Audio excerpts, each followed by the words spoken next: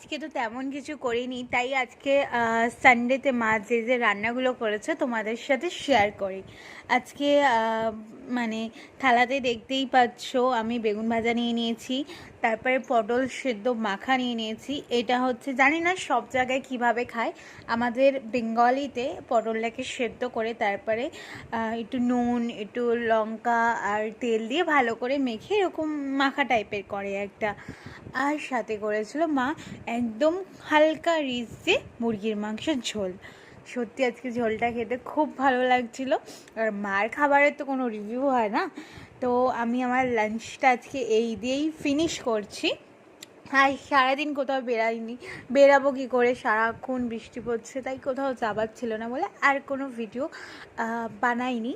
তো আমি আমার লাঞ্চটাকে শেষ করি, তোমরাও সানডেটাকে খুব ভালোভাবে এনজয় করো। চলো, আর ভিডিও শুনে যাও, ভিডিও ভালো লাগলে লাইক করো অ্যান্ড সাবস্ক্রাইব করো। টাটা।